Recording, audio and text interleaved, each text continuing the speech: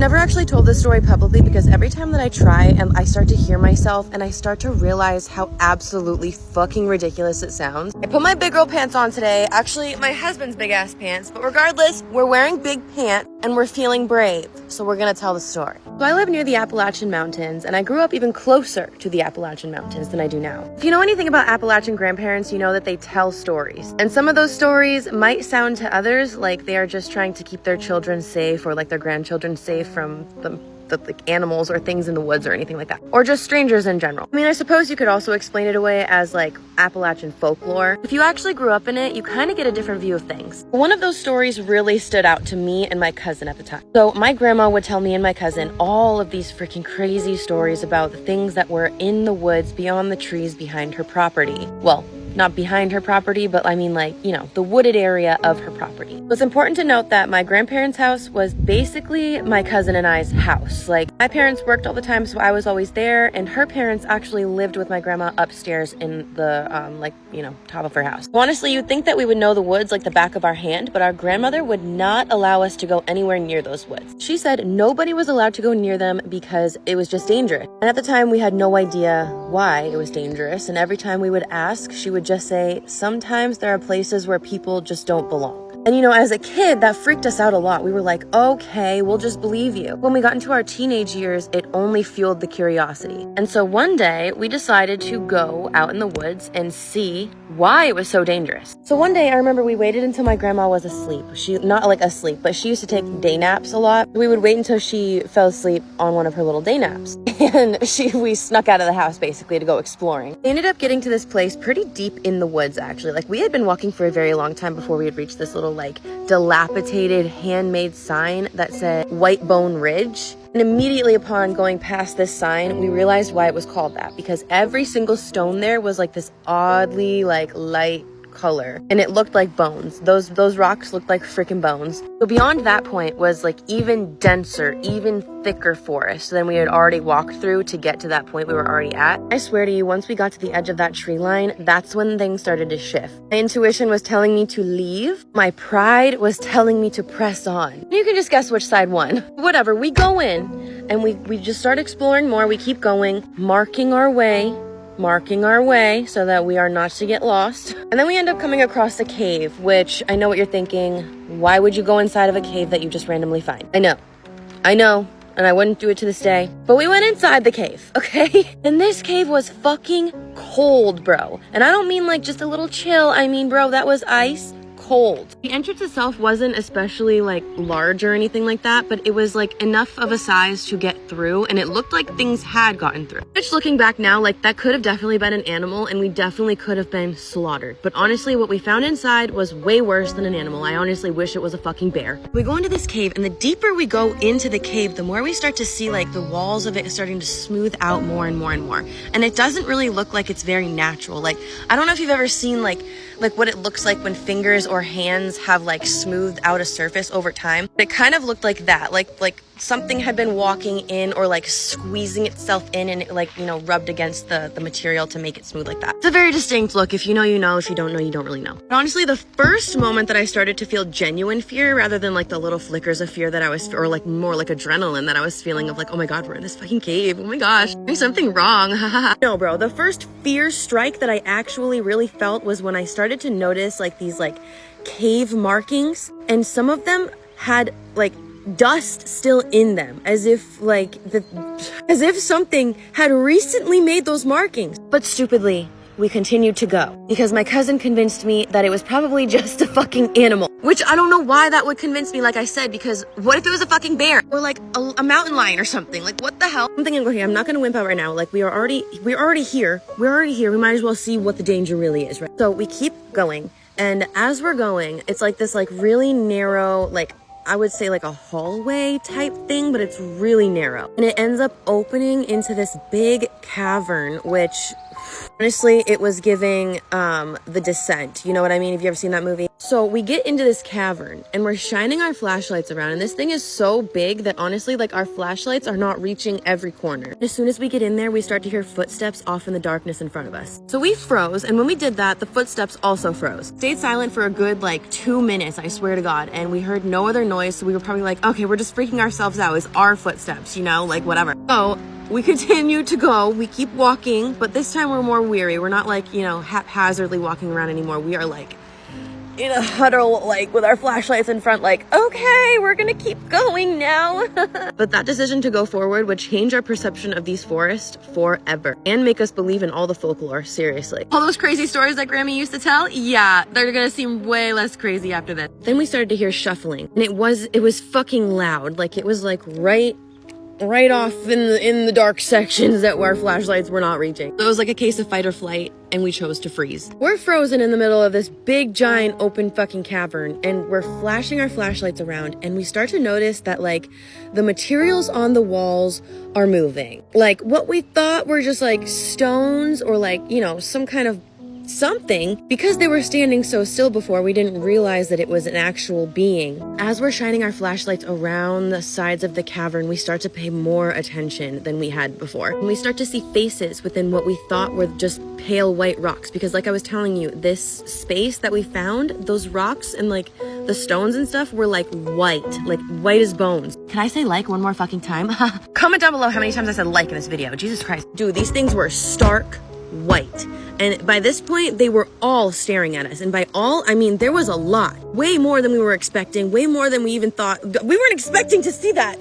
I mean, way more than I was initially expecting after I had seen, like, the faces. Bodies were super fucking thin, and their arms were way too long for their bodies. Like, honestly, it was giving the creature from Backrooms, but with a big pale white face with these ginormous saucer eyes. I swear to God, these eyes were so big they looked like black moons on these things' faces. We're still standing there with our flashlights shining on these things, and all of a sudden one of them moves forward, like slightly more into the light. That's when our fight or flight really kicked in. We got out of freeze mode and we got the fuck out of there. Honestly, I don't even remember the run back, to be honest with you. I just remember my lungs were burning, my body was on fire, my ribs felt like they were cracking out of my fucking chest by the time we reached the edge of the woods. I don't think anything was following us out of the cave, but I think like adrenaline just really made me feel like there was, but I don't think that anything followed us. But yeah, if you live in Appalachia and your grandparents have ever told you the story of the moon-eyed people of the mountains,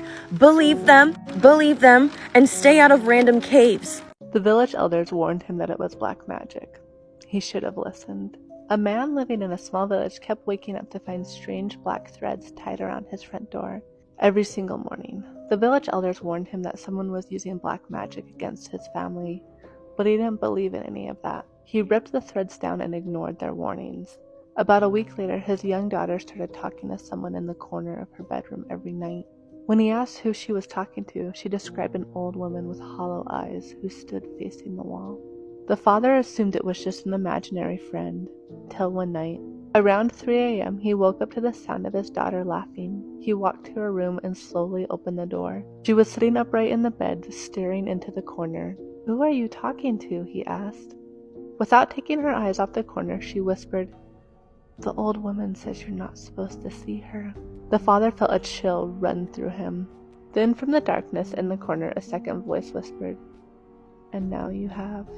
What would you do if you met up to hang out with some of your friends, but the thing you were interacting with was not your friend? 3 followers sent me stories, 2 of them hide and seek, and all 3 of them are stories about encountering a mimic while hanging out with friends. So I'm going to read them to you. Me and this girl were 2 hours away from each other, and one day we decided to meet up. We met up at a park. She brought her boyfriend with her, and I brought my friend. It was like 12 in the morning, and we met up at this park next to my house. At the back of my house, it was woods, and her boyfriend said that we should go in there. And we were like, okay, we went, but it felt like really bad energy.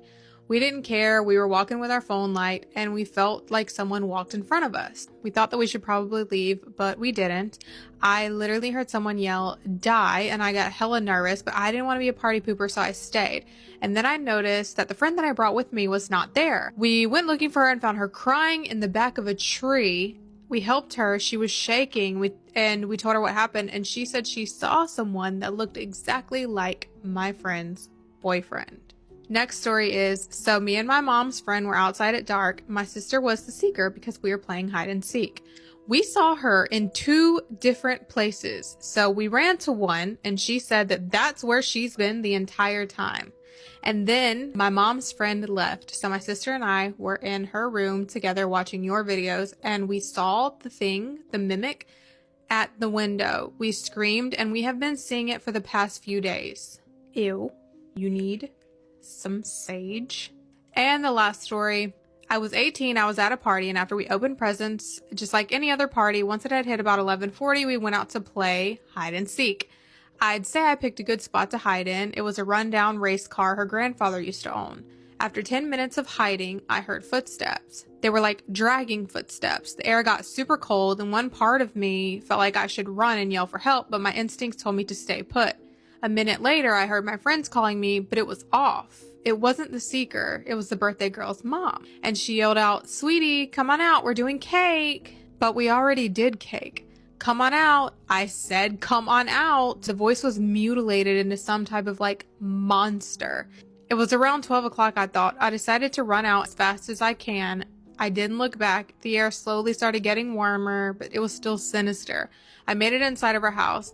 This keeps replaying in my head, and I'm still trying to figure out what it was. I would love for you to tell my story. Yeah, that was definitely something trying to lure you out, and you did the right thing by not doing so and by running back to the house. So yeah, if you guys have any stories you want me to tell, go ahead and send them. You can send them to me via DM or to my email that's linked in my TikTok description. Not many people will believe me, but I hope you girls will. I live in a small house with my daughter. At the time of the story, my daughter was 6, and we'd lived there since she was born. One night, I was standing in my hallway, looking in the mirror, the living room door to my right, and the rest of the hallway to my left. Behind me is my front door, and above it is the stairs. My bathroom door faces the bottom of the stairs. Knowing the layout is important. As I was standing, looking in the mirror, my daughter called for me from the living room, telling me to look at something. She'd been drawing, so I assumed that's what she wanted me to see. As I turned to look into the living room, I saw something move in the corner of my eye. To my left, I saw a person run from my bathroom to my stairs. I 100% saw it. My heart sank and I froze. I didn't know what to do. I was just staring at the end of the hallway where I saw it until I heard my daughter call for me again. I quickly got to her and told her to sit down in the corner and not to move until I came back for her. I think she thought I was playing a game, so I had to be stern with her. She's a good girl and I've never spoken to her that way, so I think it scared her a bit. But I'd rather she was scared than hurt by whoever was in my house. My phone was upstairs, charging, and I don't have a landline. I don't know my neighbours. I couldn't just leave with no phone or take my daughter out in just a nightie. I feel like I need to explain all this because people always question why I didn't just leave with her. I grabbed a knife from my kitchen in case and head upstairs. I was terrified and I was seething that someone could possibly want to hurt my daughter. If I was alone, I'd probably hide and wait until morning or something, but I will never let anyone hurt my daughter. I get upstairs and all 3 bedroom doors are open. The landing is to the left of the top of the stairs. The closest room is my bedroom. I creep inside and turn the light on, looking round. I searched everywhere. There was no one. I grab my phone. I leave. I call the police, explaining what happened. They told me to take my daughter and hide until they came. They were about 10-ish minutes out. I should have just gone downstairs, but I knew he was up here. I was so mad and so scared for my daughter that I wanted to find him. I was so caught up in how I felt, I just put my phone away and I kept looking. I know that's stupid, but I was only thinking about my daughter. I wanted to get to him before he got to her. The next room is my daughter's. I walk in with my thoughts racing. What if I didn't see him go up? What if she was in here? I was shaking. Searched the whole room. No one. I look under her bed, behind her curtains, in her wardrobe. and there's no one. Then it came to the last room. My heart was pounding because I knew he had to be in here. I walk in, knife in hand, knowing he'd be there. I turn the lights on and quickly look around. It's a box room, so it was a quick scan. I look under my desk, behind the curtains. He wasn't here. Panic sets in as I realised he probably sneaked past me when I was in one of the rooms and went back downstairs. As I go and run to my daughter, I hear a noise in her room as I walk by. I stop and listen. Then I hear it again. Hey? A soft whisper that sounds like it's right next to me. I scream, absolutely petrified, swinging the knife around blindly. But there's no one. I couldn't see him in the rooms, and he wouldn't be able to run that fast to hide deeper in them. I run to my daughter. I stand in front of her as she stays sat in the corner, still holding the knife with my phone in the other hand. The police arrived shortly after. I explained what had happened, and we were told to wait outside while they searched the house. They came back and told me there was nobody here. When I begged them to look again, they declined, saying that they looked everywhere, including the attic.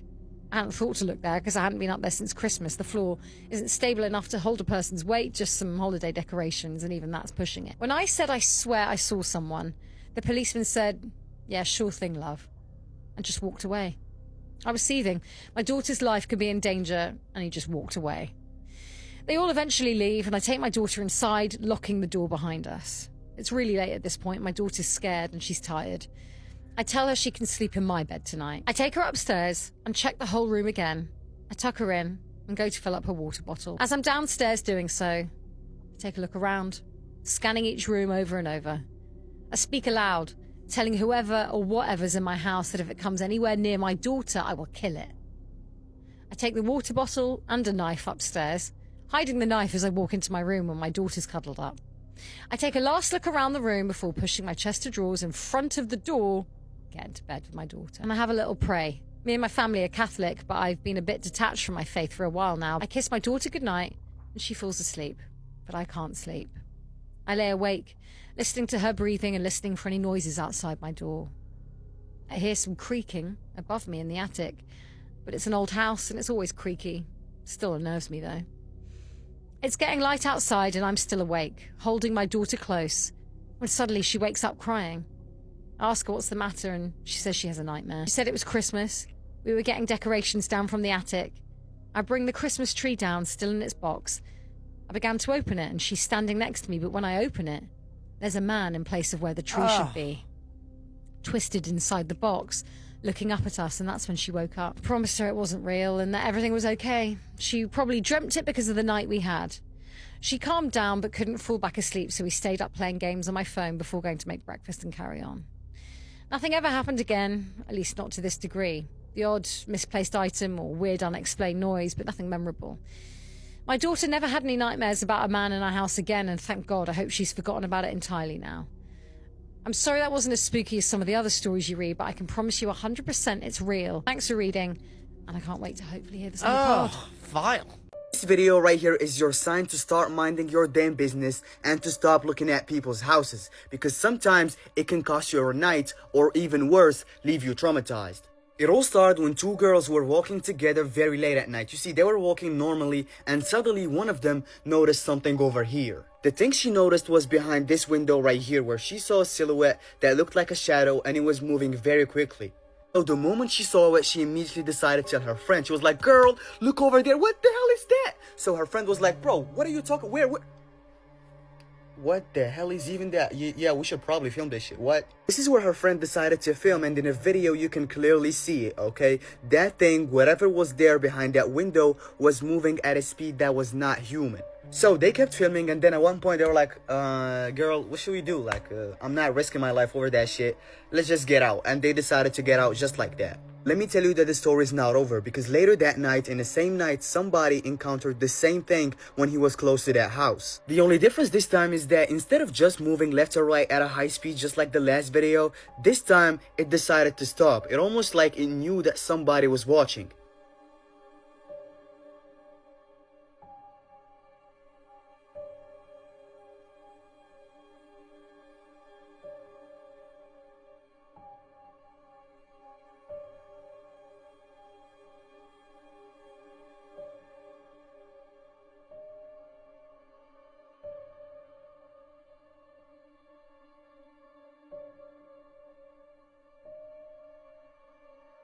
Ito parang ay na. Ni sinegro kita ini. Ay si parang mira. Fíjate si mo mira. Ito parang. Ni sinegro kita. Dilo ya yang fi. Ito parang ini. Ay kaya parang ini. Ay si mo mira. Asta na asta. Bilo negro kita ini. Ay yes.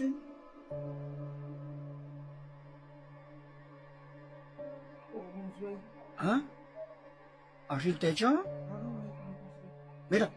After recording the video, the guy decided to ask around about this house to see if this is normal or not, and apparently this house has been abandoned for a long time. I told you, mind your business next time. Growing up, do y'all remember that movie called Candyman? Talking about the original one from the 90s with the hook for his hand, and if you said his name 3 times in the mirror, bad things would happen. I'm sure we all grew up playing that game once or twice, right? I'm gonna tell you a time when me, my sister, and our cousins did it when we were about 10 years old, and the results that we got, we didn't play Candyman, but we did play something else. I remember specifically in the house that we grew up in New Jersey, it was haunted, and we would see like stuff all the time, and we would feel certain things. And there was this tale in the house of a little girl named Maria. On the street that we lived in, it was said that this girl would haunt the streets. So there was a tale that all of us kids would play at night, where if you said her name 3 times in the mirror and turned out the lights, she would appear in the mirror not looking very pleasant. I remember one night after watching that movie Candyman, we all got inspired to play that game called Maria. Mind you, my house was already haunted. Like there was we would hear knocking on the walls, we would hear scratches at night. We had a TV in the basement that would turn on by itself, and I actually have a story about that too. Well, there was one night we decided to go in the bathroom and play Maria. Like I said, when you're little and you're scared, your brain can play tricks on you. But that night, I do not think our brains were playing tricks on us. I can tell you that yes, we were spooking each other out as kids normally do.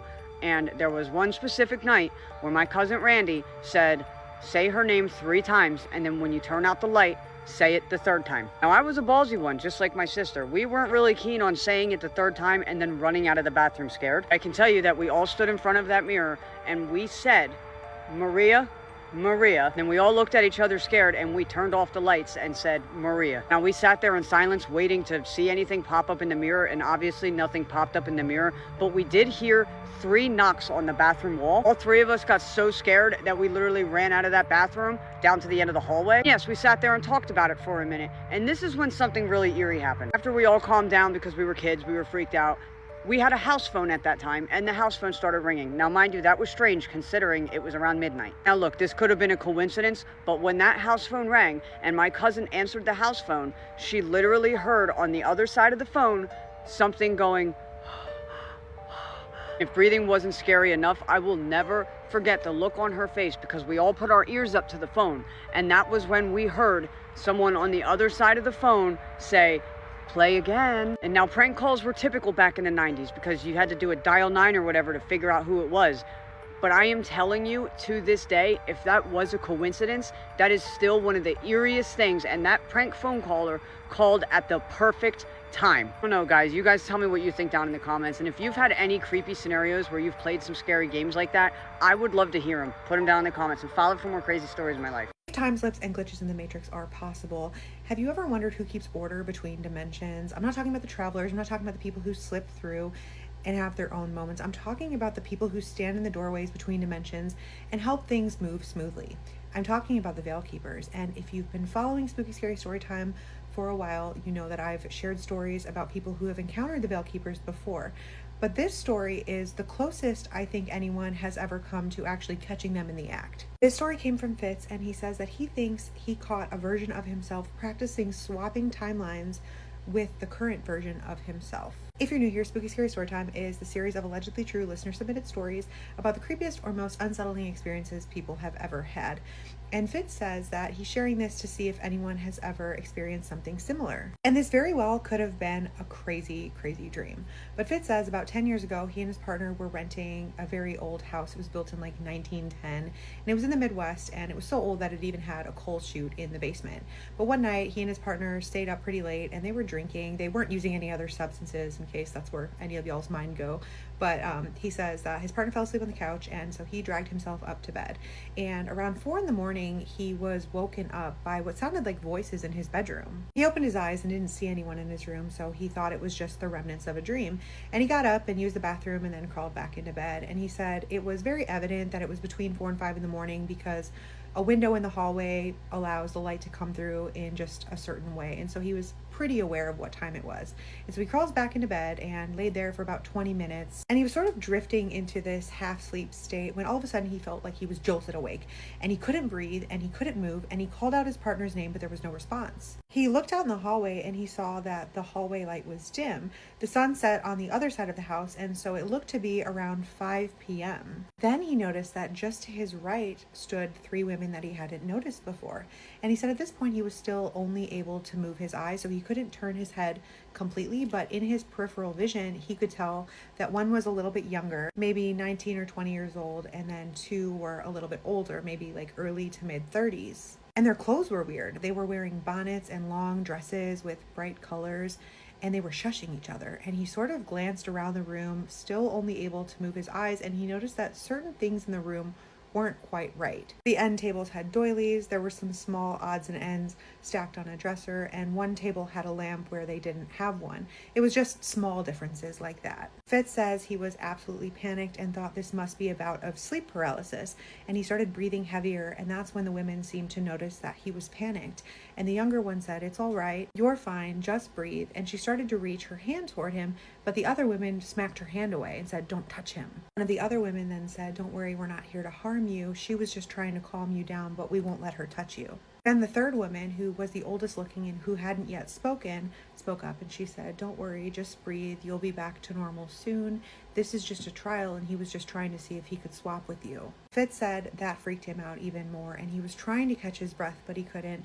And the oldest woman just kept repeating, "Don't worry, just breathe normally. It'll be over soon. It's okay, and you'll be back to where you came from." And that's the last thing Fitz says he remembers before gasping and sitting up straight in bed and seeing the morning light coming through the hallway window just like it had been before. He looked at the clock and saw that it was 7 a.m. and the women were gone and everything in his room was normal and as it should be. Fitz says while that's all he remembers, he was mostly just sharing this to see if anyone has any idea of what he experienced, because he's had sleep paralysis before, but there's never been an experience in which there's been an entity or a person that has talked to him in his half-sleep state. He said that while he was freaked out, he does not believe that the women or the entities that he encountered meant him any harm.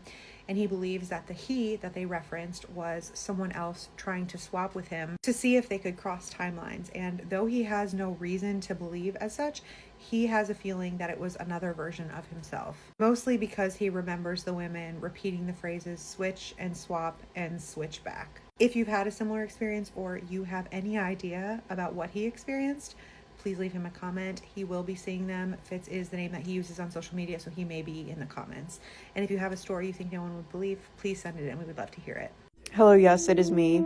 I thought my break would be longer and that I would want to take a longer break, but I've just been itching to make videos again, which is really weird because I simultaneously have like no inspiration and I have no drive to make videos, if that makes sense. Which is really weird gray area because I'm a workaholic and I find joy working, and work takes up a lot of my life, especially between my actual job and my TikTok job.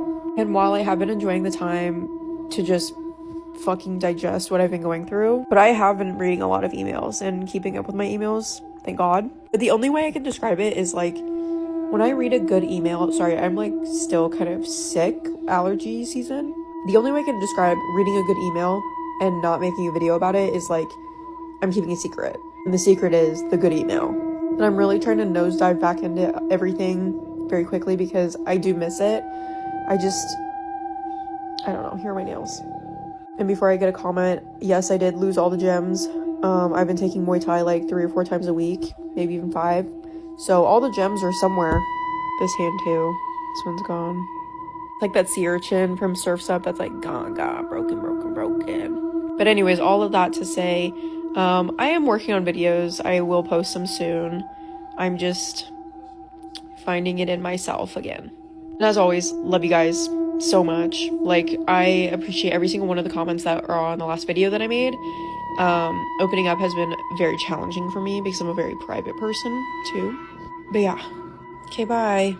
I've been absolutely dying to make a video about this because it is so freaky when you think about the universal experience that I'm about to talk about. And I'm specifically talking about the intuitive experience that women have with dreams revolve around people that they know who are pregnant. Walk with me. I have had personally multiple dreams about different people in my life who have been pregnant before / are trying to become pregnant. And my dreams have been right every single time. When I bring this up to other people and I'm like, yeah, I had this really, really weird dream and every single time it was true. And I want to say like 85% of the women in my life have also been like, oh my God, I either know somebody who has had a dream about somebody being pregnant, B, have been pregnant, and I have been told that I've been in somebody else's dreams, or my child has been in somebody else's dreams, or C, somebody was able to figure out that they were pregnant beforehand because they were just having like very intuitive thoughts or very intuitive dreams. It is so cool, but it is so effing scary when you think about it. For example, my coworker was pregnant last July. She just had her baby. And the whole time, she told me right away that when she got pregnant, the whole time I was like adamant. I was like, you are having a girl. I see her in my dreams all the time. I am in this position where you guys are introducing your baby to me as her or she or your daughter. Lo and behold, girl. Let's take it up a notch. I had a dream about her delivery. And I won't share any details specifically, but I just remember her being in so much pain in my dream that I woke up sweating and kept it a secret for weeks because I didn't want to scare her away from like having a good labor. Lo and behold, my dream came true.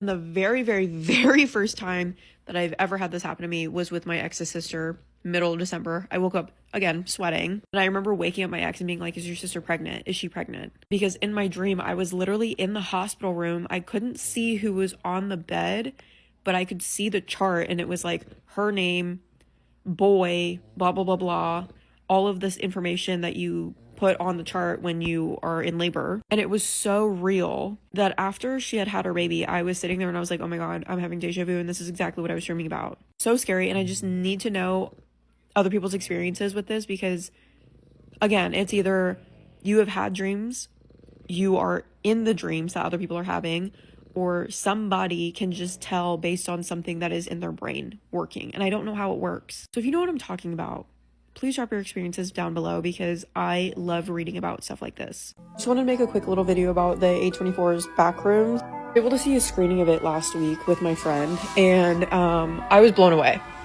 Like, I need to stop underestimating movies that I'm not familiar with. I get clowned for saying this, but the way I underestimated Obsession, and I was like not open to seeing it until my coworkers were like, come with us to see Obsession. And it was the same way for Backrooms, because I was like, I'm not familiar with the lore really. Like, I read about it, but I don't know. And it was probably my number 2 movie of the month out of the 4 that came out. Absolutely loved it.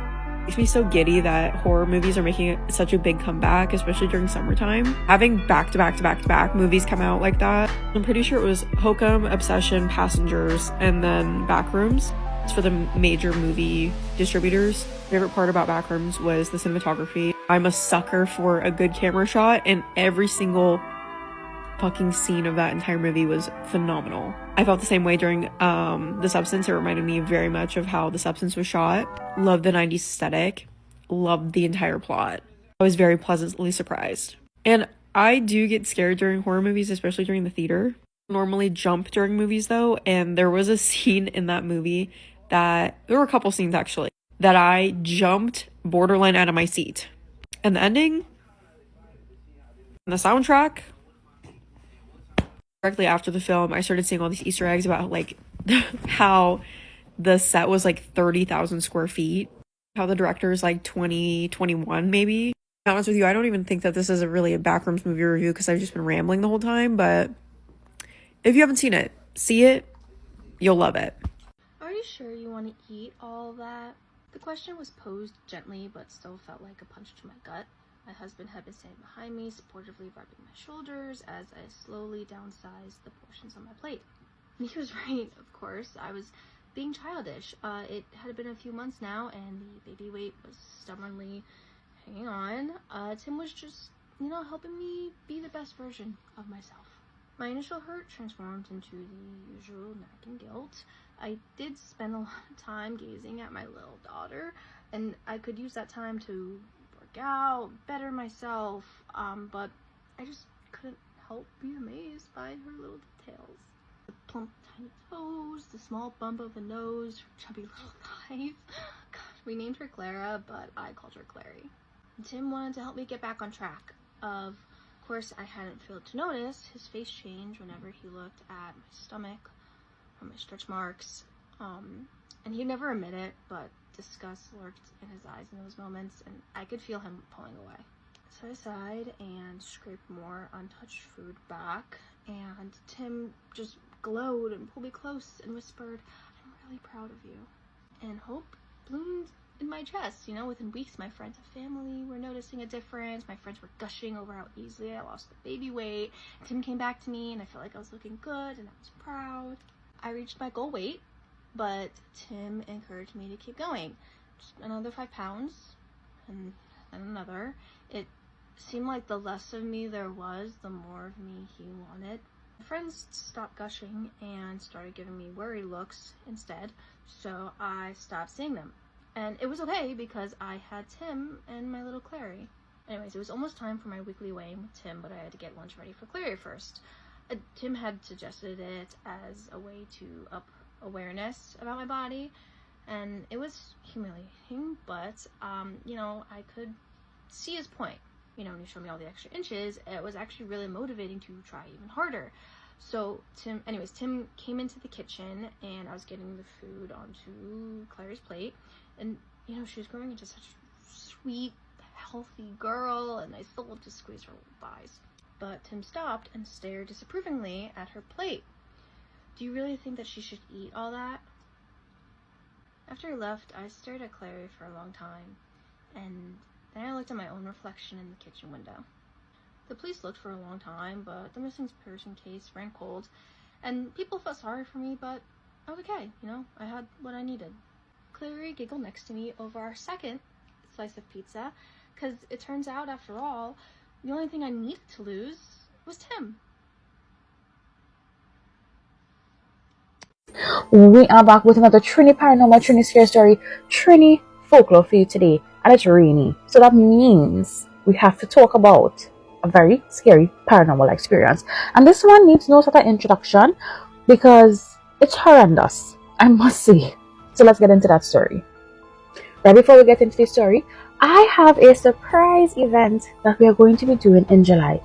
Let me know down in the bottom in the comments if you can guess what it is. Okay, now back to the story. So our followers said, "Hey, I'd like to remain anonymous. This story happened when I was younger, around 6 or 7 years old. My neighbor and my paternal grandparents had done obia on us, and we had to go by many different priests to help us.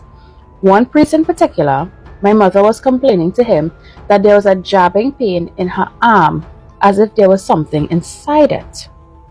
As the priest began to pray, I kid you not, a nail appeared onto his hand and the pain disappeared. And one thing he said that never left me was that the entity that was sent wasn't after my mother, but me, and followed us everywhere we went. Another instance was for my 14th birthday. My parents rented a beach house and I was alone in the room until I felt a cold, eerie feeling like I was being watched. I didn't pay mind to it until my dad came into the room and told me to leave the door open. Turns out there was something watching me. In 2024, we rented the same beach house, and my dad's friend's son told me to come with him in the bathroom because he saw something, and as soon as we entered, the shower randomly turned on and we bowled out, and just earlier his sister saw something while we were in the pool, but I didn't see said person. There's really crazy things out there. I need somebody who's familiar with obia or who have heard stories about obia or know a neighbor who's do obia and thing to tell me what the entity is. Because it seems as though it helped the mother, yes, because the entity was not intended for the mother, but it seemed to be following the child, and it has been following the child since he's 6 or 7 years old until now, which is, well, when I say now, 2024, which was very recently. So let me know, what do you think is this entity? Do you think that maybe they can get rid of this entity or not? Let me know. And look out for the surprise. And guess down below. There was a recent encounter that was terrifying here at Joshua Tree National Park. Now, there was this guy, 29-year-old Louise. He said he went jogging one night out at Joshua Tree. He was near 29 Palms. He said he found like this 5-mile coyote trail. And so he sets off. He said it was about sundown. And it was just a nice night. There was no wind. It was just very calm and still. As he's jogging, he said he noticed off in the distance there was like a whirlwind up on top of this hill. He said it was strange. It was like 6 to 7 feet tall. It was stationary, even though there wasn't any wind. So he just kept on jogging and eventually gets up on top of this hill. He said right as he got to this location where that whirlwind was, he notices this guy standing there. He said he was an older Middle Eastern man. He was wearing a hijab. He was looking straight up into the sky. And as he jogged past this guy, he said it didn't elicit a response from him. The guy didn't even flinch, didn't even act like he was there. So he just kept on jogging. He takes a turn, looks back, said the guy was gone. Which was weird because it was just open desert. There was nowhere he could have went. So at this point, he's a little freaked out, but he just keeps on running. So that's when he started to get this feeling like something was following him. But when he would look back behind him, he would see nothing. There was nothing there. So as he's running, he's got his head slightly turned to make sure nothing's coming up behind him. When, bam, he runs into something and he falls over onto the ground. So when he gets up, he was shocked to see there was a young child. He said the young child stood up, looked at him in the face, and said, "Hi." And he's like, hello, what are you doing out here? He said the boy responded, "Hi." He's like, are you lost? Like, do you need help? The boy just said, "Hi." He said over and over again, he just kept saying hi. And that's when he said this boy, he started to notice his face. It was wrinkly. It was old. It wasn't a young boy. He had the body of a young boy, but he was an old man. And he had these circular, solid black eyes. So he began running. And as he's running, he said this old man, boy, whatever you want to call him, he began to chase him. And he was grabbing at him and, grabbing at his pant leg and kept harassing him all the way along this trail. And he said finally he turned, he stopped, and he said, "You need to get away from me." He said at that moment, when he looked back, this person, whatever it was gone. But as he turns to the other side, he notices he's almost ran off a cliff. So he makes his way back to his vehicle. And when he gets in his car, he said he looked up and he's seen this giant eagle just flying around overhead. And he had this bad feeling he needed to leave. So what do you think he encountered out there in Joshua Tree? I need to tell you guys this ghost story. This story was sent into my email, and if you have any ghost stories, paranormal encounters, or scary stories that you want to share, you can send them to the email in my bio. The house we moved into had chosen me. Before my parents even thought about buying our house, I was completely obsessed with it. Every time we were anywhere near the area that it sat in, I would beg them to drive by it and stop so that I could look at it. I honestly couldn't tell you why, but I was so drawn to that place. I was just a child at the time, but I do know that something about it felt familiar. Like if I walked in with my eyes closed for the first time, I would know my way around. When I sit down to think about it now, I just feel like the house wanted me, like it was calling me to it. The activity started when I was about 6 years old. During this time, I was refusing to sleep in my own bedroom.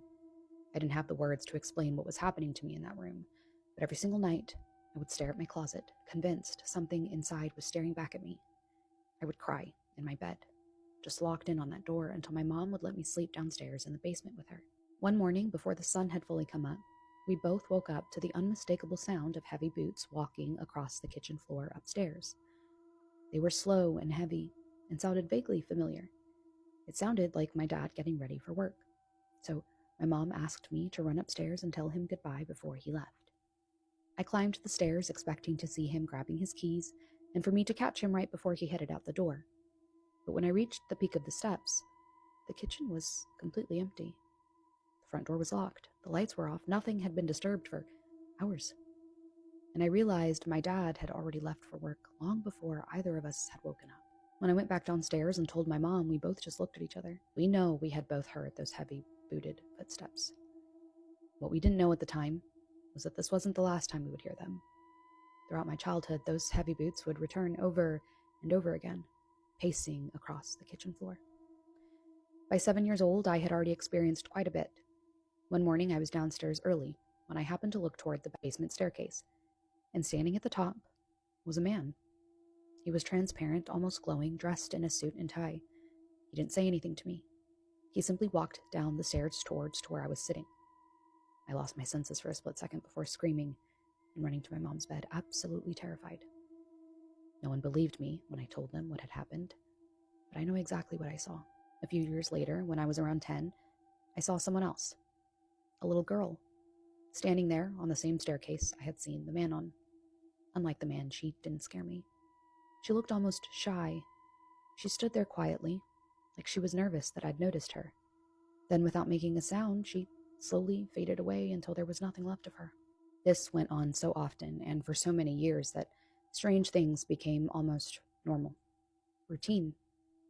Every Sunday, without fail, I'd be sitting in the basement eating a Happy Meal while waiting for my favorite show to start. And every single week, at almost the exact same time, a black shadow would appear against the basement wall. It wasn't shaped like a person exactly. It was just a dark mass that would slowly materialize, linger for a few seconds, and then dissolve into nothing. Then there was the day my family was playing Wii Sports downstairs. We were all laughing and having a great time when out of nowhere, a completely clear storage container sitting on a shelf launched itself across the room. It hadn't been tipped over. It hadn't slid off the shelf slowly. It looked as if something had lifted it slightly and then threw it. It landed on a cot several feet away. We all saw it. None of us could explain. As I got older, my grandparents moved into the house. And when my grandfather passed away, my grandmother stayed in the bedroom they had shared. One day, she was in the hospital, and I stopped by the house alone to collect her mail. The house was silent and quiet, as it should have been with no one there. And as I walked past the bedroom, I heard the unmistakable sound of papers being shuffled inside. I knew nobody else was home. I stood outside the doorway listening. But instead of feeling afraid, I had this unmistakable feeling that it was my grandfather, just popping in to check on things. By my late teens, the activity became impossible to ignore. My mom had watched a knife sitting on the kitchen counter begin bouncing straight up and down by itself. Around the same time, I saw my grandmother walking through the house, only she wasn't home. Years later, my mom would have the exact same experience, except she had seen me. Only it wasn't me at all. She watched my doppelganger walk through the house before just completely disappearing into a wall. Then there was the room, a bedroom in the home where both of my grandparents had suffered fatal heart attacks. Years later, when I was 21, I would suffer a heart attack in that exact same room. Things in that room would ramp up over the years. We would frequently have birds fly straight into that bedroom window, hitting the glass over and over, almost like they were trying to get inside. Eventually, my parents learned something disturbing about that property's history. Apparently, an elderly woman had taken her own life there years before. And she had lived with a man who was replacing the floors in the home at the time. A man who would have need for heavy work boots. Let's read a scary story. Welcome to the Creepy Cozy Cottage where creepy and cozy meet. So grab a blanket and get cozy because we're about to read a creepy story. I know exactly how this sounds, and that's why I haven't gone to the police or told my family, because if I say it out loud, it becomes real, and I don't think my brain can handle that right now. My wife died 3 years ago in a massive accident on the highway during heavy rain. I didn't see the crash myself, but by the time I got there, they had already covered the car with a tarp. I remember the police officer telling me not to look, but I did anyway. I regretted it immediately. After that, my life became a blur. People say grief changes your memory, and maybe they're right. Because for the past 3 years, every single night, at exactly 8:32 p.m., I look toward the front door. I don't think she's coming back. It's just the exact same time I used to get home from work. It became a trauma habit, but I managed to break it. Yesterday at exactly 8:32 p.m., someone knocked. 3 slow knocks. I remember checking the clock first, actually laughing a little bit at the timing. I figured it was a delivery driver or one of the neighbors' kids messing around. Then I looked through the peephole. My wife was standing outside. Same dark coat, same black handbag. Her hair was still damp, like she'd been caught in the rain, exactly how she looked the day she died. For a second, my brain genuinely stopped working. I just stood there frozen, staring through the glass. Then she smiled. It wasn't wide or unnatural. It was just normal, like she'd come home after a completely ordinary day. And then she spoke right through the door. "You're taking too long." That completely broke me. Those were the exact words she used to say whenever I'd leave her standing on the porch. I don't even remember unlocking the deadbolt. I just remember suddenly she was inside the house walking past me, leaving faint wet footprints across the hardwood floor. I couldn't breathe. I kept staring at her hands because she still had her gold wedding ring on. She walked into the kitchen like nothing was wrong and asked why the lights were off. Same voice, same movements. I actually started sobbing and asked her where she'd been. She looked confused, laughed softly, and said, "At work. Where else would I be?" Part of me wanted to believe it so badly, but something felt horribly wrong. It wasn't obvious, just small things. Tiny pauses before she answered my questions. Smiling a fraction of a second too late. Blinking less than a normal person does. It felt like watching something try very, very hard to act human after only hearing a description of one. Then she looked toward the hallway mirror and completely froze. I noticed immediately she wasn't staring at her own reflection. She was staring at me, specifically at me. Then she quietly asked, "Who's standing behind you?" My stomach dropped out of my body. There was nobody behind me. I spun around instantly anyway, but the hallway was empty. When I looked back at her, she wasn't smiling anymore. She looked absolutely terrified. Her eyes were locked on the empty space right over my shoulder. She whispered, "Don't let it learn your face." Every single light in the house blew out at once. Total darkness. I heard movement in the kitchen, fast, heavy movement. Then footsteps, not one set, multiple. Running and circling the room way too fast to belong to a normal person. I grabbed my phone and fumbled for the screen and turned on the flashlight. The kitchen was empty. My wife was gone. The back door was standing wide open, with footprints leading outside into the dark. But there was something else on the floor too. Another set of footsteps, longer, distorted, and they stopped right behind the exact spot I had been standing in. Like something had been looming directly behind me the entire time, just watching us. I didn't sleep last night. I've been sitting in my living room with every light on, waiting for the sun to come up.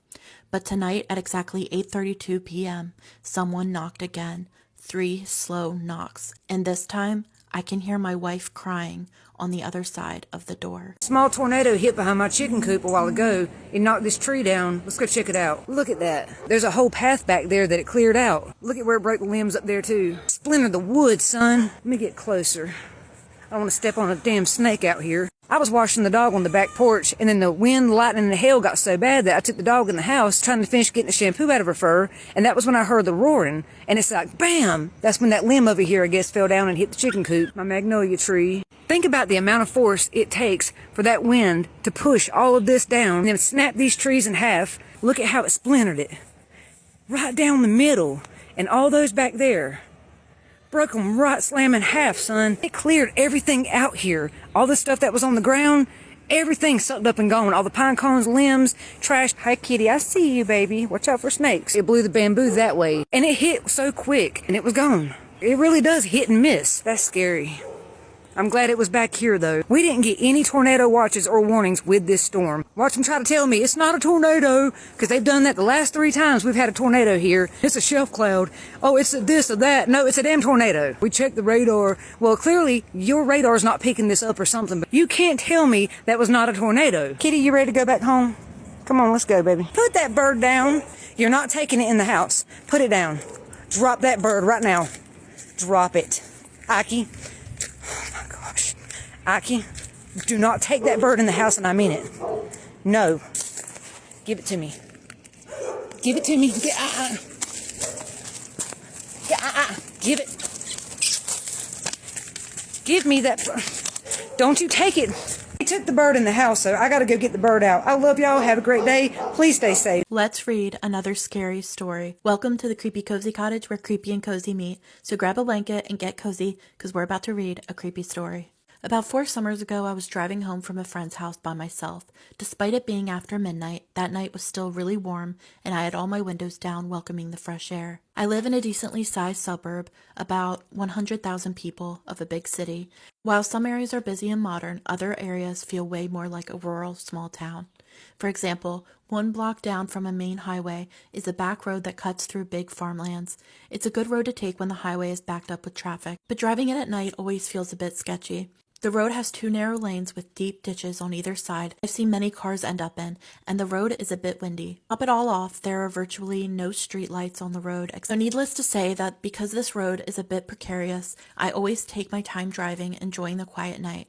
I don't drive with music on if I am really trying to focus, with the warm wind in my hair. As I'm taking a very sharp corner, I hear, "Stop, help," from outside. I immediately slow down, put my hazards on, and pull to the shoulder. My heart was racing. It was definitely a woman's voice, and she needed help. I immediately torn because I wanted to help a woman in trouble, and my early formed instinct shouting at me that this is really dangerous. Just as I am trying to decide what to do, and if I am even actually hearing someone calling for help, a woman comes tumbling through the shrubs, down from the trails that parallel the road. Thankfully, the only street light on this road was working, so I could see the woman's appearance immediately. This woman is maybe in her late 40s to early 50s, wearing a pair of denim shorts and a tank top, and flip-flops. She hurriedly walks over to my car, which I'm still in with the windows down, and is thanking me for stopping and saying that I needed to come with her. So while I am obviously concerned, an immediate warning bell goes off when she says this. She wants me to go with her, this random lady who emerged from pitch black shrubs, to walk back into the dark shrubs along where no one can see us.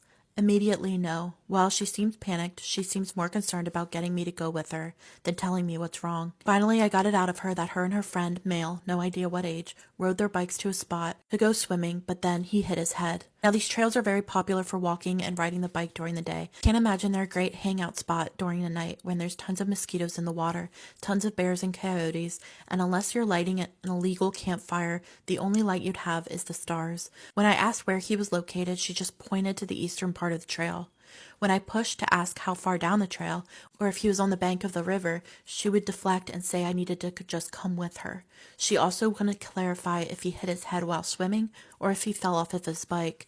Eventually, she got frustrated with me asking these questions, and she tries to grab my wrist to make me come with her.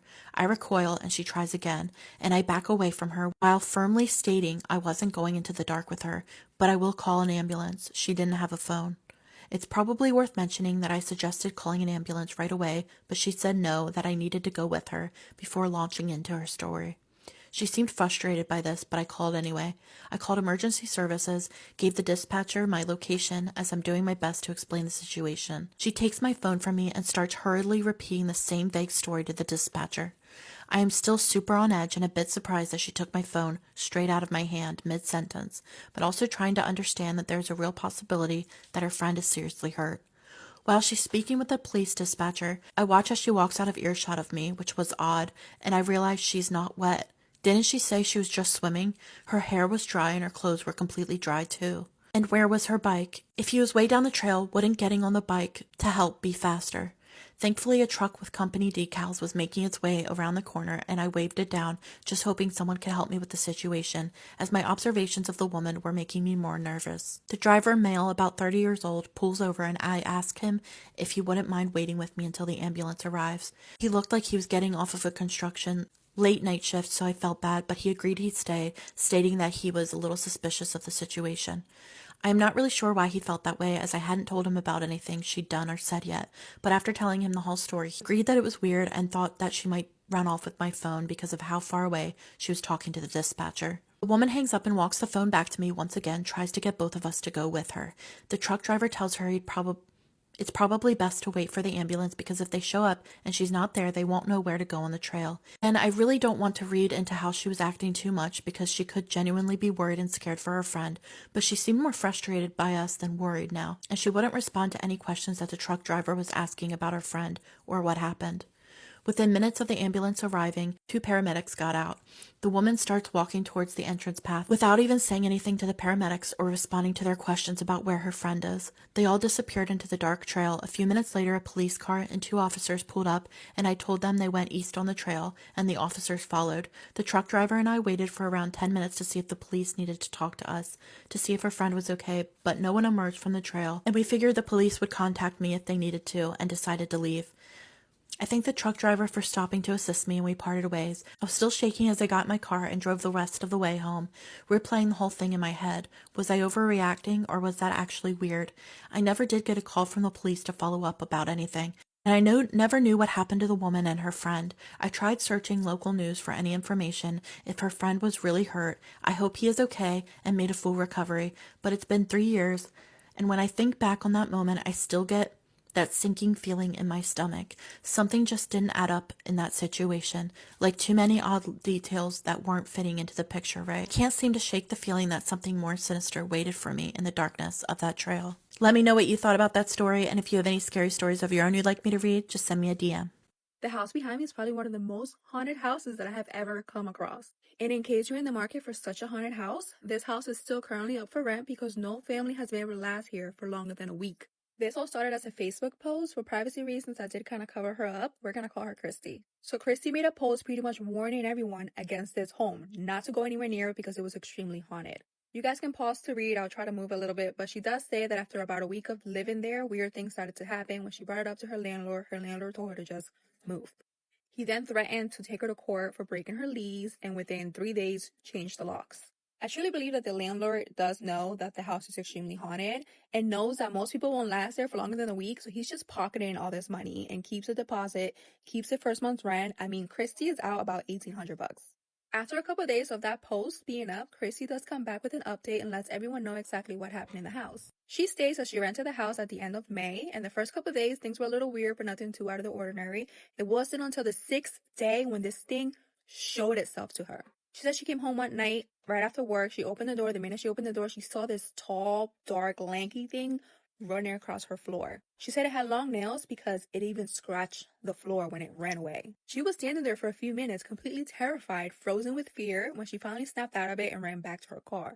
She then decided to call one of her coworkers who had just gotten out of work around the same time she had so he could come and check out the house. When her coworker showed up, he did a complete walkthrough of the house and found absolutely nothing wrong with it. So she decided that maybe she was just seeing things and went back into the house. But still, what she saw still remained in the back of her mind and she couldn't fall asleep. She had the lights on. She was texting her mom.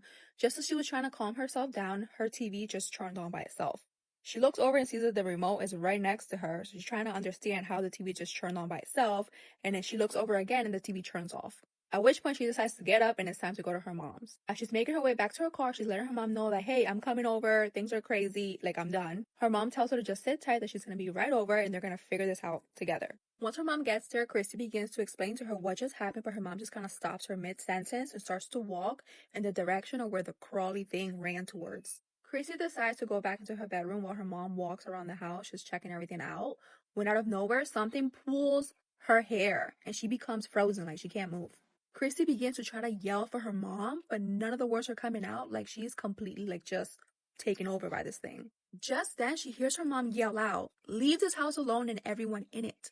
It finally let go of Christy's hair, and Christy was able to kind of snap out of being in this frozen state. Christy told her mom about what just happened, and they decided to just leave for the night. This is starting to get a little bit long, so I'm going to have to do a part 2, which I promise will be right after this one. Part 2 of the extremely haunted house story time. So after they leave for the night, they decide to come back the next day at about 12 p.m. They come with sage, they come with holy water. They're determined to get whatever this thing is out of the house. The minute they walk in and they're spraying holy water, they automatically feel goosebumps, but they try to ignore it. Then Christy's mom feels when something grabs her leg, but she continues to pray and continues to ignore it. Then Christy hears when something whispers in her ear. They both end up leaving after that. Christy thus returned to the home thinking that she can now do it on her own. Being that the house had been blessed, she felt like she was safer. But the minute she pulled into her driveway, she instantly began to feel sick to her stomach, and the left side of her face became extremely hot. She decides to pull right out of the driveway and go to her friend's house. Once she gets to her friend's house, she becomes even more sick. Her stomach is hurting, she has a huge headache, and as she's telling her friend about everything going on in the house, her friend also becomes sick and she also starts to get a headache. It wasn't until Christy left her friend's house that her friend started to feel better, which means that this home had already affected Christy and she was now carrying around all of its negative energy. It is now nighttime and Christy decides that she needs to at least try again and it's time for her to go back to the house. The minute she goes back to the house, she pulls into the driveway and she instantly becomes sick again. She ends up calling her mom, who then tells her to just wait for her outside, that she will be right over. At about 10 p.m., her mom does make it to the house, but she did not come alone this time. She had her cousin's boyfriend, her friend's boyfriend, none of which had any knowledge of what was going on in the house. Christy's mom wanted to know if anyone else felt what they felt when they went into the house. And before her cousin's boyfriend could even make his way into the house, his face automatically got hot. Everyone started to mention how heavy it felt in there and how their chest felt extremely tight. Christy decides to just run in and grab as many clothes as she can and make her way out, but without even realizing it, her and her other friend just burst out in tears, like uncontrollable tears. Christy had to walk out of the house just to calm herself down. Sunday night came around and Christy wanted absolutely nothing to do with the house. Her kids were actually getting ready to come back from being at their dad's house, so Christy definitely did not want her kids in there, so they decided to stay in a hotel. Christy's mom really started to notice a huge change in Christy's personality. Like, she wasn't this upbeat person anymore. She was always very sad and depressed, and she just wasn't being herself. So her mom decided to do an egg cleanse. The first time she tried to grab the egg to cleanse Christy, the egg literally flew out of her hands. Monday night, Christy is now getting panic attacks, like uncontrollable panic attacks, so she decides to spend the night at her sister's. So bad that on Tuesday morning, she ended up having to call out of work. That's when she reached out to her landlord to explain about everything that was going on, and he pretty much told her to get out. He then lets her know that he's changing the locks, so Christy decides to go to the house to get her things out. When she gets to the house, the front door is wide open, and the whole living room is covered in moths. This whole experience has taken a huge toll on Christy's life. She now suffers from panic attacks. Like, the panic attacks never went away. She used to enjoy scary movies, but now she wants absolutely nothing to do with them. She now sleeps with the lights on. Like, every little noise, any little thing terrifies her. Like, this thing really traumatized her. Then one day, Christy's 6-year-old son told her that whenever his dad would drop him off at the house, he would force himself to go to sleep because he didn't want to see the ghost anymore, because the ghost would always come and bother him at night. Series of spooky stories, except for it's the most unhinged way an ex has tried to get you back. Hacked my IG and told me that he'd give me the password back when we met up at his place. I got it back in like 20 minutes later by emailing IG. Took longer than he usually lasted, so this was a win. Holding your social media hostage? Oh, held me hostage in an apartment with a sharp object for 4 hours while crying on the phone with his conspiracy theorist uncle about how he couldn't understand why I wanted a divorce. He then handed me the phone so his uncle could berate me about how I was throwing away a good man. Are you okay? Drove 4 hours with 2 broken arms and showed up at my school unannounced. He got in a very bad car accident and had a big life epiphany. Found out later that day that epiphany first involved his other ex before me. Told me that he will destroy our apartment more than it already was if I didn't come back to him. Still destroy the apartment and everything that I owned. So basically, we're all just getting threatened. Okay. He broke into my house. Like, he walked 2 miles because he couldn't drive and broke into my home. And then he also texted my mom and begged her to get me to forgive him. After he's just committed a crime to me. No caller ID for a week until I answered. Hilarious, because same. Paying me the money that he owed me. You guys are getting paid? Stalked me with his friend for months. I separated from my ex-husband and he bought me a car to try and get me to come home. Bruh, I wanted you to treat me with human decency, not buy me a car. You could do both. But I would like to know that you can also treat me, with human decency. I had an ex trying to physically fight me when I said I was done and tried walking out the door. It's not funny, but I'm laughing because I too have experienced this. And you gotta laugh to keep from crying, right? Tried to open a restaurant, printed ads and put them up all over my neighborhood and also threw them in front of my door. He employed people who he knew that I knew, only to close said restaurant like a few days later, also to send an email to my dad's work office and multiple no ID calls. I don't know, man. That's a pretty big gesture. Texted me on my birthday and said if I don't reply, he'll disappear from my life. So I left him on red because fuck same, I respect myself. And then texted me the next day, well, I'll take your silence as an answer. and disappear from your life like I promised. Mind you, I left because he gave no effort on his side. And it's still an opportunity for him to give no effort because he just says this one thing to try and manipulate you and then just gives up.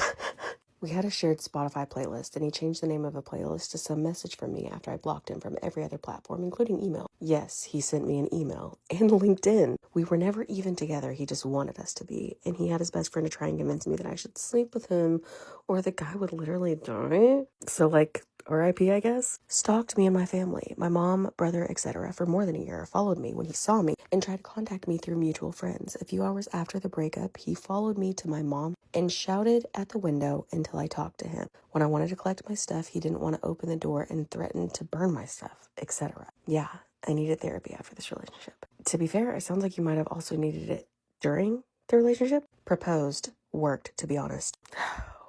No. Broke no contact to tell me that they witnessed a violent crime. Like, okay, cool. Call the police? What the fuck am I gonna do with this information? Maybe not unhinged, but a man emailed me. Bro, it's 2026. Who's emailing anymore? Cash at me instead. I don't know, but I did jump out of a car when I got broken up with. Don't do that. Tattooed my name on his penis and on his face. I did not get back with him. Do we want a part 2? Let's read a scary Reddit story. If you're new here, my name is Natalie, and on my page, I like to tell spooky stories that I either find on Reddit or stories that are submitted to me. I've never really told this story online because every time I think about it, I get the same uneasy feeling I had that night. This happened about 6 years ago when I was coming back from a friend's house. It was late, somewhere around 1 a.m., and I decided to take a shortcut through a quiet road that passed near a large field. I had walked that route dozens of times before, so I wasn't worried about it. The night was unusually silent. There were no cars, no dogs barking, not even the sound of insects. But halfway down the road, I noticed someone standing near the edge of the field. At first, I assumed it was just another person walking home, but as soon as I got closer, I realized they weren't moving at all. They were just standing there, facing in my direction. Something about it felt wrong. I couldn't make out any details because it was dark, but I could tell the figure was unusually tall. I kept walking, trying not to stare. When I finally passed the spot where I had seen it, I glanced over. The figure was gone. I immediately stopped and looked around. There was nowhere it could have disappeared to in just a few seconds. The field was open for hundreds of feet, and there were no trees or buildings nearby. I remember feeling a chill run through my body, but I convinced myself I was just tired and imagining things. Then, I heard footsteps behind me. They weren't loud, but they were clear enough to hear on the empty road. I turned around expecting to see someone, but there was nobody there. The footsteps stopped the moment I turned. I stood still for a few seconds, listening, but nothing. As soon as I started walking again, the footsteps returned. This happened 3 times. Walk, footsteps, stop, silence. At that point, I was genuinely scared. I pulled out my phone and turned on the flashlight. The road behind me was completely empty. I started walking faster, and the footsteps seemed to match my pace. I didn't look back again. I just kept moving. When my house finally came into view, I felt relieved. I hurried to the front gate, unlocked it, and stepped inside. Before closing the gate, I looked down the street one last time. The figure was at the far end of the road, completely still. Even from that distance, I could tell it was unusually tall. What I remember most clearly is that it seemed darker than the darkness around it, almost like a shadow that didn't belong there. I slammed the gate shut and rushed inside. I didn't sleep much that night. The next morning, I convinced myself that fear had gotten the better of me. But later that day, my neighbor asked me a strange question.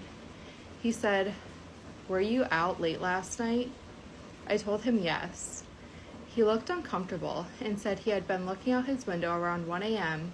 and had seen me walking down the road. Then he asked, "Who was that person following you?" I felt my stomach drop. I never told him about the figure. In fact, I hadn't told anyone. To this day, I have no explanation for what happened. Maybe there was a real person on that road. Maybe my mind filled in details because I was alone and tired. But I know one thing for certain. I wasn't imagining the footsteps, and according to my neighbor, I was not walking home alone that night. I would love to hear your guys' thoughts in the comments below. Do you think that she had a person following her home or something else? And of course, if you have a story that you would like me to share, feel free to DM me.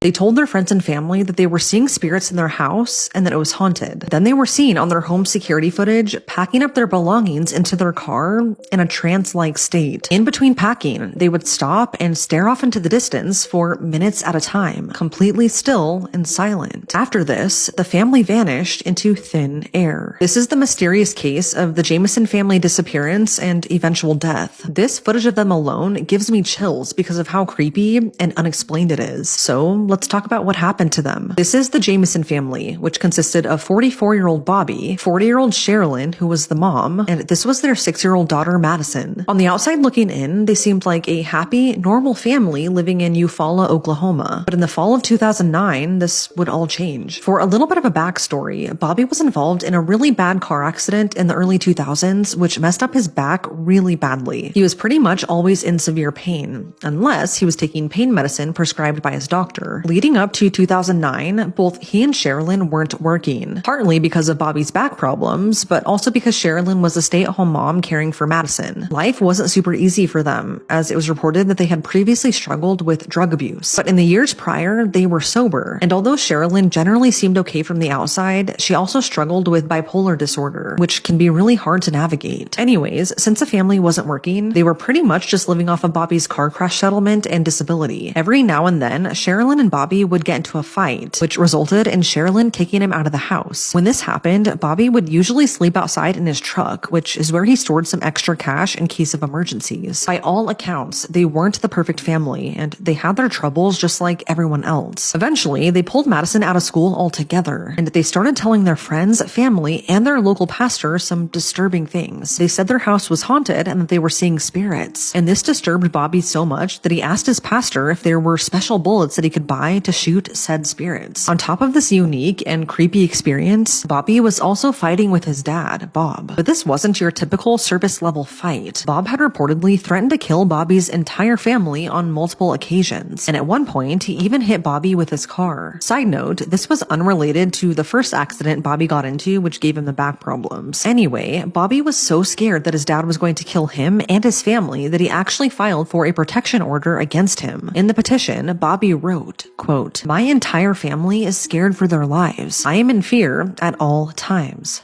End quote. So because of this, I think Bobby and Sherilyn felt like they needed a fresh start. So they started talking about buying a 40-acre plot of land near Red Oak, Oklahoma. They wanted to put a storage container on the land and then live in it. And on October 7th, 2009, they actually drove up to a potential piece of land near the Sandboy Mountains. There, they talked to the landowner, and everything seemed fine. But the next day, the entire family would vanish. And the circumstances surrounding their disappearance are incredibly bizarre. So the very last time the Jameson family was ever seen alive was on October 8th, 2009. They were seen on their home security footage going back and forth between their house and their truck, packing up some of their belongings. But this footage is really creepy for a handful of reasons. For one, the family is almost in a trance-like state. For over an hour, they would take things from their house and then put it into their truck, then just stop and stand there, silent and motionless. They would stand there not speaking for several minutes, just staring off into the distance. And then they would snap out of it and continue packing. At one point, the footage shows Sherilyn putting a brown briefcase into the truck. After this, the entire family, even their pet dog Macy, gets into the truck and drives off, never to be seen alive again. After a while of not hearing from the family, their friends reported them missing. It wasn't until 8 days later, though, that they found something. About 30 miles away near Red Oak, which is where the Jameson family wanted to buy property, police found their pickup truck, and it was abandoned. But what's super creepy is that all of the doors were locked, and there really wasn't any sign that something was wrong. The only thing that initially stood out was the way it was parked. Like, it just didn't seem natural to authorities. Inside the car, though, were all of the Jamesons' personal belongings. So their IDs, their their wallets, their phones, a GPS system, and $32,000 in cash. That was really weird, but what was even more alarming was that the family dog, Macy, was also still in the truck. And at this point, she was alive, but severely malnourished. Like, I'm talking minutes away from probably dying. Missing from the scene, though, was Bobby, Sherilyn, and Madison,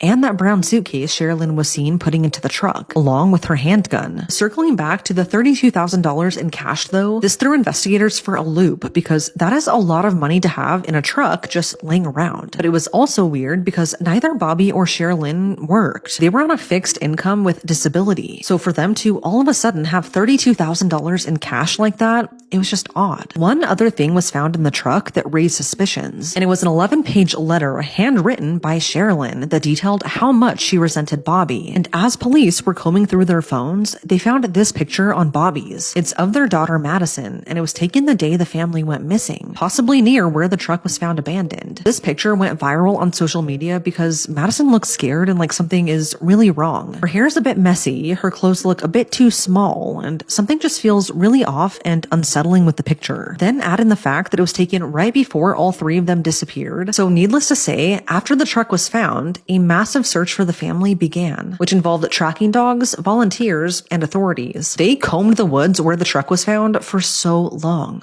but they found nothing. It was like the family just vanished into thin air, and eventually the search was called off. Police reviewed the security footage taken from the family's home and noted how odd it was, and they just kept coming back to that brown briefcase that Sherilyn was seen putting into the truck. It was missing from the scene, which it shouldn't have been if everything else was there, and police suspect that it was possibly filled with cash. They single-handedly feel like this suitcase is probably the most important missing clue, and if they could find it, that would potentially solve this case. So then that leads to the question, where is it? What's in it? Did someone take it? And if so, who? Eventually, with no leads to go off of, this case would soon fall cold. But then, over 4 years after the family vanished, a horrifying discovery would be made. In November 2013, 2 hunters were out scouting a remote area near Red Oak when they stumbled across the skeletal remains of 2 adults and 1 child. The remains were laying side by side and face down, which is eerie. When police were called, they all collectively thought that it could be the Jameson family, but this wouldn't be confirmed for another year. Because of the state of the remains and how decomposed they were, the medical examiner on the case had to use anthropological and forensic pathological testing to confirm the identities, which obviously took some time. But finally, 1 year later, the results came back. The remains did in fact belong to Bobby, Sherilyn, and Madison Jameson. Unfortunately, due to the state of their remains and due to animal activity, none of their bodies were completely intact. Like, some of their body parts were missing, and because of that, their cause of death could not be determined. But what was collected showed no signs of trauma or foul play, which is so weird. And because of that, their cause of death could not be confirmed. But what was collected showed no signs of trauma or foul play, which is so weird. So to this day, their deaths are labeled as undetermined. The worst part is that the remains were found literally less than 3 miles away from where their truck was found abandoned all those years ago. I genuinely don't know how that's even possible, given over 300 people were out searching in that specific area for them right after they disappeared and found nothing. And although we don't know what exactly happened to the family, there are a few theories. Well, before their remains were found, police suspected that they faked their own deaths, but that's obviously not the case. One theory is that the Jameson family was killed by Bobby's dad. I mean, he had threatened to kill them in the past, but at the time of their disappearance, his dad was severely ill and in and out of hospitals and nursing homes, so police don't think he was involved, and he died just 2 months after their disappearance. Another theory, somewhat believed by police, was that Bobby and Sherilyn were drug dealers. There's no real proof of this, but because of their drug use in the past, people think it could be possible. They were reportedly sober though, and had been for some time. But some people point out how thin they were in the last footage of them packing up their belongings, and their strange behavior before they disappeared. Like how they were saying they were seeing ghosts and all of that. It is important to note that police fully searched their home and found no evidence of drug use though. Some people think that could be an explanation for how much money they had in their truck. How else would they have $32,000 $32,000 in cash. Maybe this was a drug deal gone wrong type of situation. On the other hand, some people think that if the family was using hard drugs that paired with mental illness, maybe this caused some sort of psychotic break. That maybe in that last footage of them, they were experiencing hallucinations or paranoia from the drugs. And either they went out and got lost in the wilderness and succumbed to the elements, or maybe they were killed for a drug debt. That could explain why they were all found side by side and face down. That seems like an execution to me. Another theory is that this was a murder-suicide, but it's just weird that their bodies showed no sign of trauma. The only thing that did come up on the autopsy report was a really small hole in the back of Bobby's skull, which I guess could have come from a bullet, but investigators say it was so small that it might have known the story of real-life boogeyman. It could have been caused by a wild animal. If this was a murder-suicide, why take the $32,000 and their family dog, which reportedly meant everything to the family? And I guess Madison was super attached to their dog, so it doesn't make sense why they would do this if they planned on ending their own lives. If they accidentally wandered off and got lost and died that way, why would all three of them be found together and face down? I don't think they would all die at the same time if they just got lost, so this is weird to me. It also doesn't make sense that they would willingly hike 3 miles into the woods when Bobby had known back problems and was always in pain. That doesn't seem like something he would do voluntarily. Some suspect that whoever the family met up with that day to possibly buy land from killed them, but there's never been any evidence of this. There have been rumors in the past that locals in Red Oak know what happened to the Jameson family and who did it, that the family saw something they shouldn't have in the woods. And if that's true, the only thing I could think is that maybe they stumbled across a grow operation or something of that nature. Before the entire family, including a 6-year-old little girl, to be killed over this, though, I don't know if that's likely. Sadly, this case is still unsolved, and to this day, no one knows what really happened to them. I'm not sure if it will ever be solved unless someone comes forward and had there been another party involved. Police think that they did not disappear willingly and that someone else could have been involved. Just based on how the truck was parked and the money and the dog left behind, investigators believe that they were forced to stop driving by someone in the area. And then once they got out, they were forced to walk into the woods to their eventual deaths. For what reason?